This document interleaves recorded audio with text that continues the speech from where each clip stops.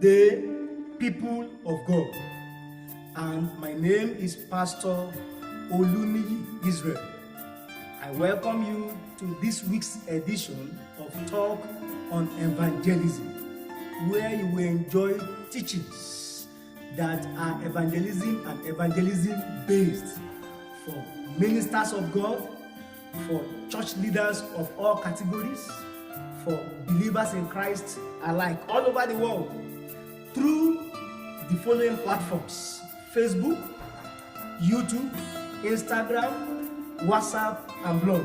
And as you listen and get to watch us from this particular platform and other platforms, you'll be blessed in the name of Jesus. We are going to start this broadcast by singing an hymn, which I believe will inspire you, and God will use this hymn to prepare your mind for the message you are about to hear. Thank you.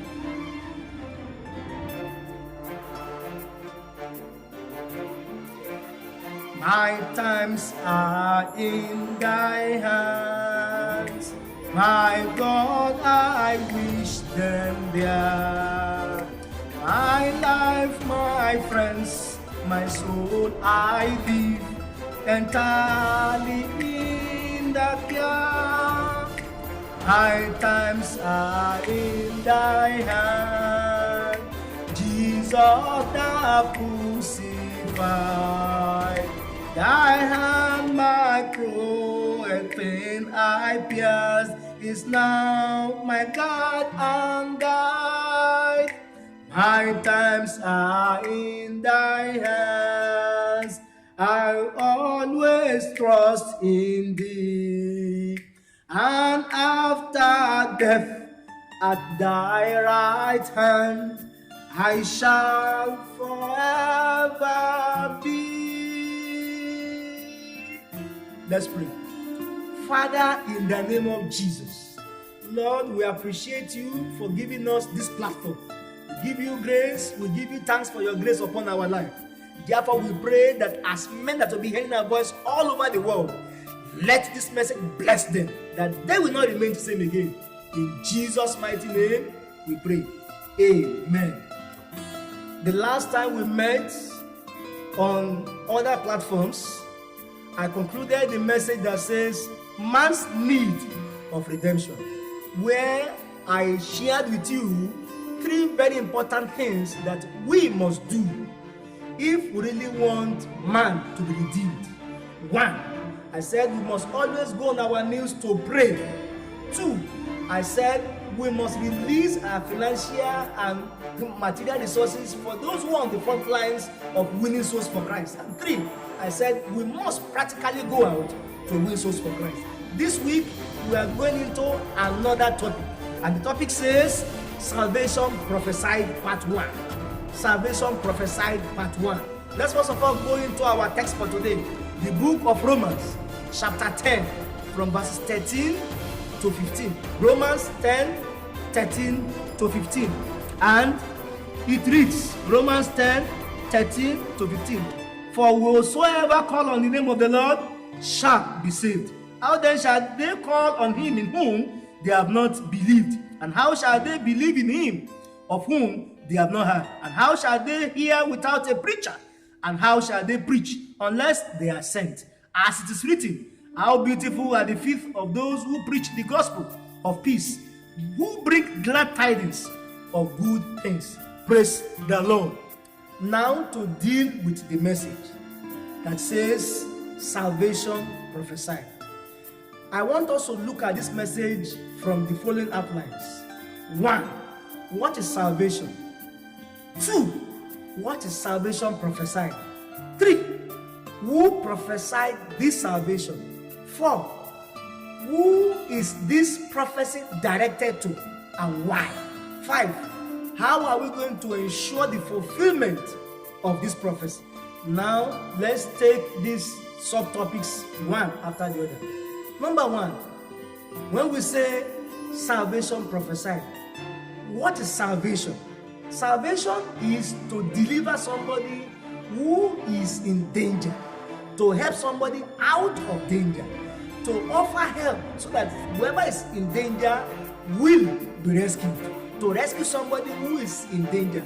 But in this particular context, when we say salvation, salvation means someone who has been delivered from the judgment of the Almighty God. Someone who has given his life to Christ. Someone who has received Christ into his life, and therefore he is no longer bothered about what danger awaits anyone who has not done so. Secondly, when we say salvation prophesy, what does it mean? It means that for those who are going to give their life, even those who gave their life yesterday, even those who are going to give their life tomorrow, it has been prophesied. It has been prophesied that even those are uncles, our brothers and sisters that will still give their lives tomorrow to Christ, has been prophesied. That salvation for mankind, salvation for you, salvation for me, even before we give our life to Christ, it has been prophesied. And for those who are going to give their life again tomorrow, it has already been prophesied that somebody will give their life to Christ tomorrow. Now let's go to number 3. Who prophesied this salvation? It's God himself through his word. He prophesied that there shall be salvation. If you look at our text, the book of Romans chapter 10, verse 13 specifically, it says, for anyone that called upon the name of the Lord shall be saved. If you look at this particular scripture, you will see it at the background that God has the intention, God has the mind, God has prophesied even in the background that there will be salvation, that whoever that will now seek that salvation, that will call upon God for salvation, will definitely be saved. Now let's go to number 4, which says, who is this prophecy directed to and why? The prophecy of salvation for every mankind, that prophecy is directed to us. When I say directed to us, it means that we are the one that God is expecting to take responsibility, to take action on that prophecy, to put that prophecy into effect. It's directed to all church leaders, all ministers of God, all category of believers all over the world. Myself, whoever is hearing me, whoever is seeing me, you and I are to take responsibility, are to take action. God specifically directed that prophecy to us. God specifically asked us in a way to go out and put into effect that prophecy. And the reason why it does is because he knew it is us, he knew it is yourself and I that can take action. Believers, anybody who has not given his life to Christ may not be able to go out for another one. But those of us that has given our life to Christ, we are the ones that can go out to win more souls for Christ. Therefore, Christ is expecting us that we should take effect, we should take responsibility, take ownership of that prophecy, to act upon that prophecy and to make sure that that prophecy is fulfilled. Now, if we say this prophecy is directed to us, if we say we have to take responsibility of this prophecy, if we say we have to work on this prophecy in order to ensure that this prophecy comes to pass, the question is, how are we going to do it? Which is number 5 now.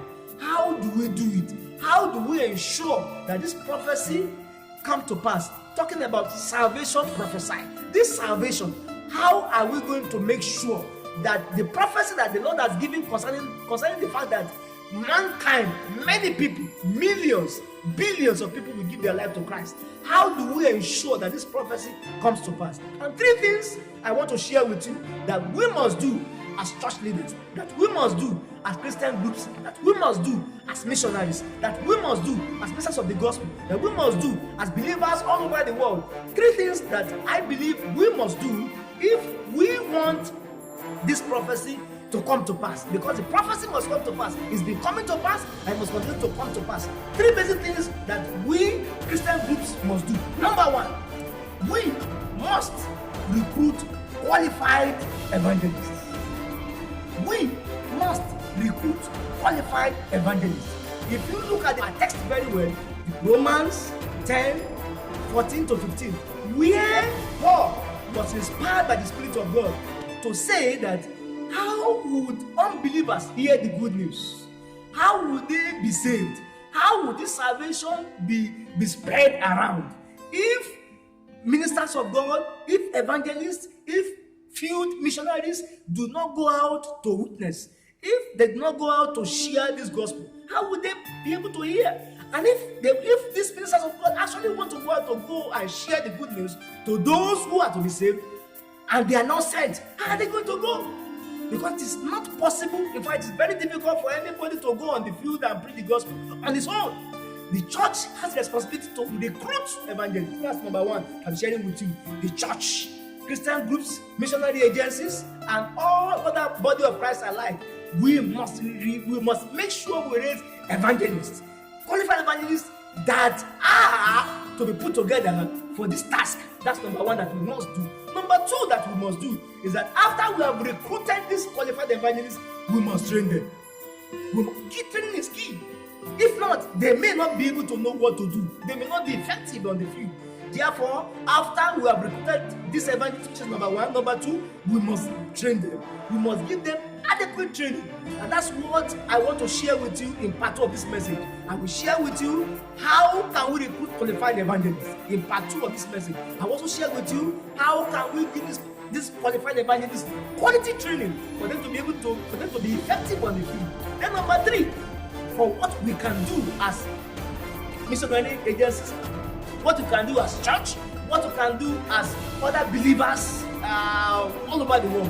What we must do to be able to be able to ensure that salvation is taken to everywhere, just as the scriptures has prophesied concerning it. And number three is to send them out. After we have recruited evangelists and we have trained them, the third one is to send them out. You remember when Paul and Barnabas were sent out by the church in Jerusalem? The same thing we must be doing. Unfortunately, churches today, Christian bodies today, mission agencies today are no longer sending out evangelists. The reason, I don't know. But today, as many of us that will hear this message, that will be watching me right now, please let us rise up to this occasion. We must not allow this process to die.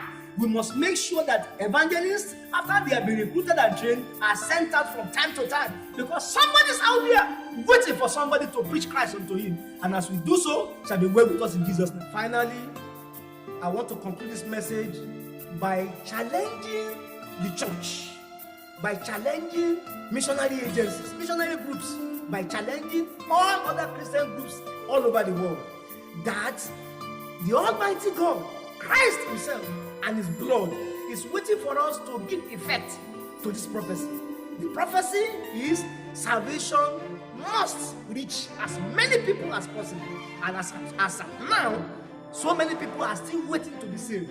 Therefore, we cannot sit down and look the other way, because the prophecy has been directed to us for us to be able to act on it.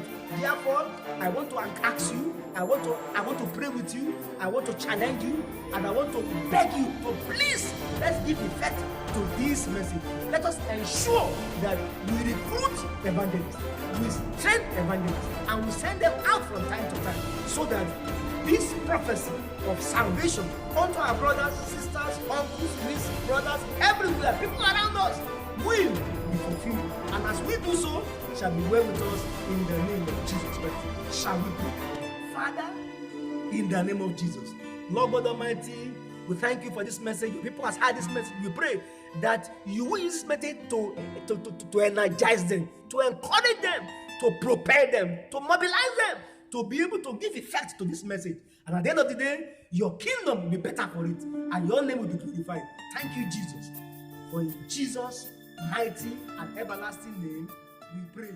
Amen.